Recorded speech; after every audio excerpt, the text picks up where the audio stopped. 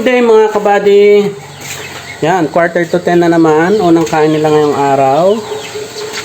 At ngayon po ay maulap. Yan, pero may araw pa naman. Yan. Papakain na tayo mga kabady. Samahan niyo ako. Start na.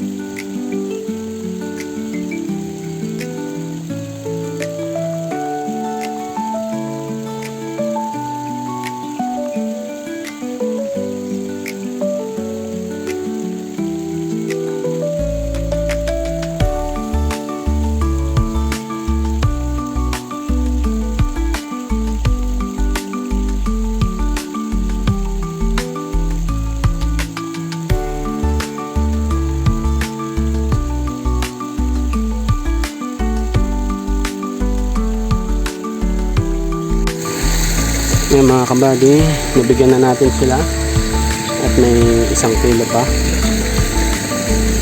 Yan, konti na lang, tapos bibigay ulit natin yung tira. Yan, at sila po pala ay ika 97 days na. Pangalawang araw na twice a day na lang silang kumakain. Nalapad na rin nila mga kabady.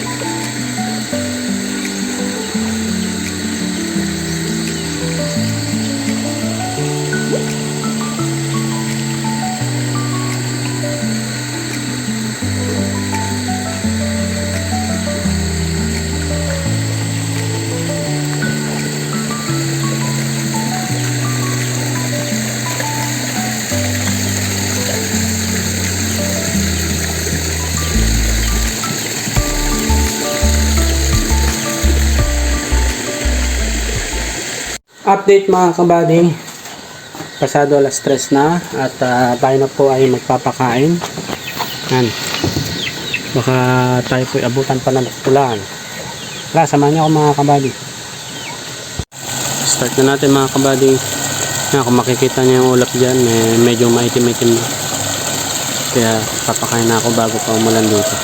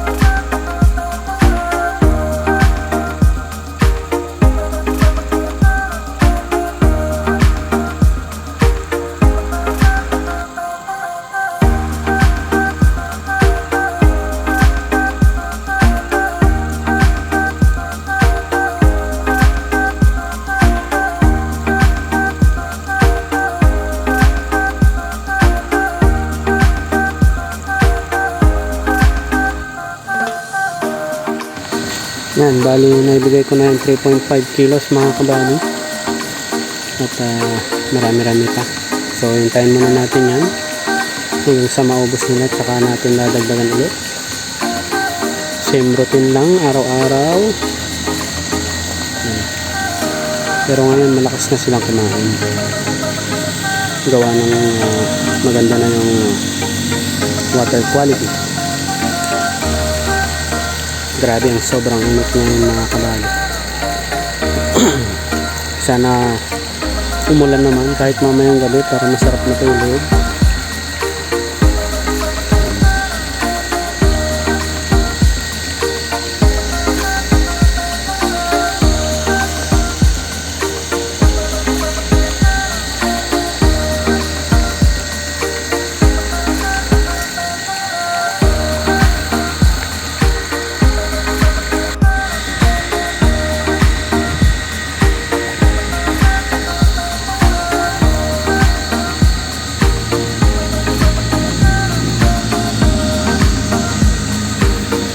Nilang kumain mga kabady.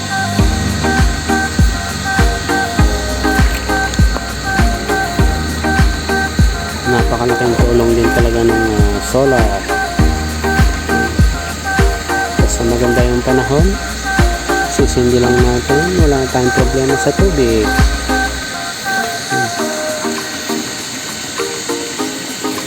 Tsaka ang bilis din na nag-iba yung kulay ng tubig. Dati mga ganitong oras hindi mo na makita yung mga tilapia. Ngayon na aninag na. Pag medyo makulimlim dati, madilim na din yung tubig, hindi na rin makita. Pero ngayon okay na, kahit pa paano ayan na sila. Diba? Dati kahit dumaan sa harap ko dati hindi ko masyado makita. Mga isang linggo pa yung mga kabady, mas gaganda pa siguro yung kulay ng tubig natin. Mas matatanggal pa yung mga lumot-lumot na yan. Marami pa rin lumot mga kabady, pero dahil araw-araw tayong nagpapa-overflow, nababawasan naman, nababawasan. 7 hours ba naman yan na naka-overflow mga kabady. So konti na lang yung natitira, na may lalagyan ko na ulit yung mga kabady.